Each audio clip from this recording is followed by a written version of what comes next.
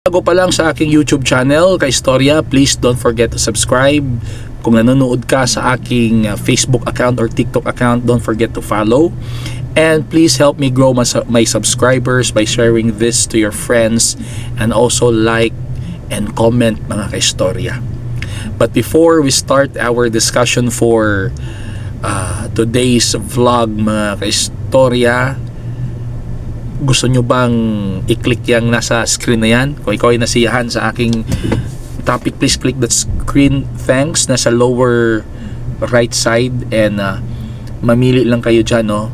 Pwede nyong piliin ang super thanks, mga Kaistorya. At kung ikaw naman po yung naghahanap ng mga magagandang dress, blouses, trousers, shoes, apparel for women, Glynis May Arsua is the answer. Nandyan yung Facebook account. I-add nyo yan, i-follow nyo. Pwede kayong mamili ng mga items dyan. Kahit merong bago dyan, sleepwear. Affordable lang yan, mga Kaistorya. Glynis May Arsua. At kung ikaw naman po ay naghahanap ng isang napakagandang food supplement, mga Kaistorya, ito yung tatak na Genesis Organic Spirulina. Kasi ang Genesis Organic Spirulina, mga Kaistorya, ay itinanim sa isang environment with a very low pollution.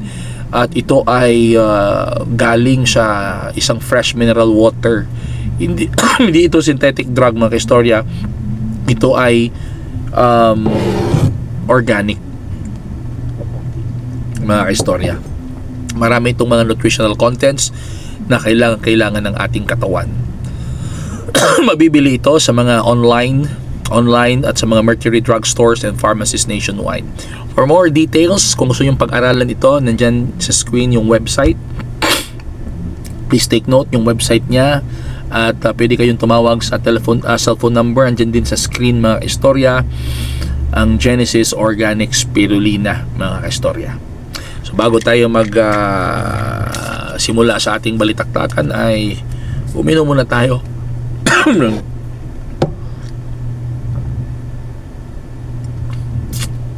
Tandaan nyo, mabibili online at sa mga Mercury Drug Stores and pharmacies, Genesis Organic Spirulina, ang dekalidad na spirulina ng bayan. Today, we are celebrating the 39 years of the so-called, kung Tagalog pa sinasabi nilang people power, EDSA Revolution. Ito lang yung mga punto na pag-uusapan natin. Number 1, sana next time,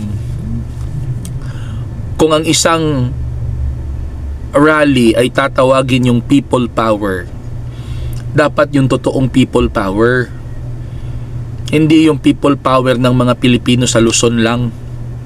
Kasi ang Pilipinas ay binubuo ng 3 isla: Luzon, Visayas at Mindanao. Yun ang bumubuo ng Pilipinas.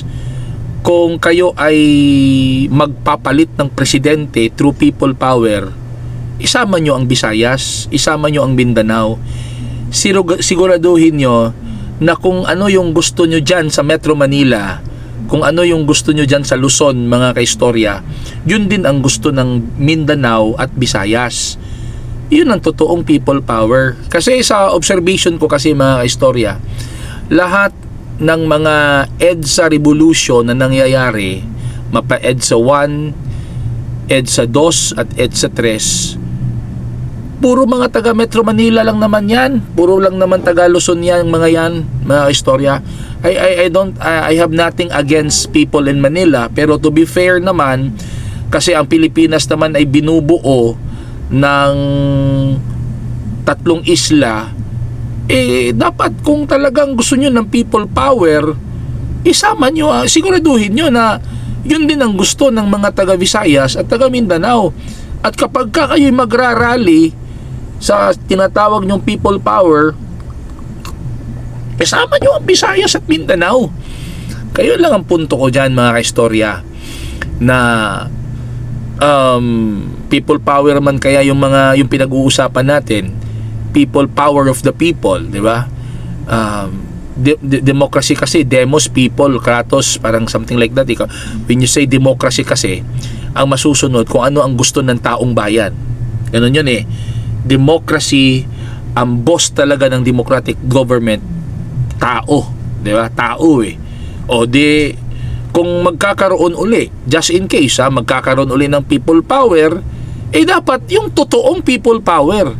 Para sa akin mga istorya, ang totoong people power, it must be people from all walks of life, hindi lang yung class A or class B, but all walks of life in the 3 islands of the Philippines, Luzon, Visayas at Mindanao.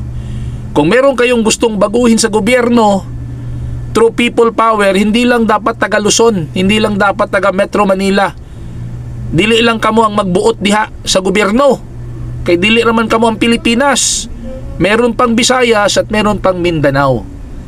Okay? So ano masasabi nyo mga kaistorya? Please write your comments below. At kung ikaw ay bago pa lang sa aking YouTube channel, please don't forget to subscribe. And don't forget to follow on my TikTok and Facebook account. Maraming salamat po.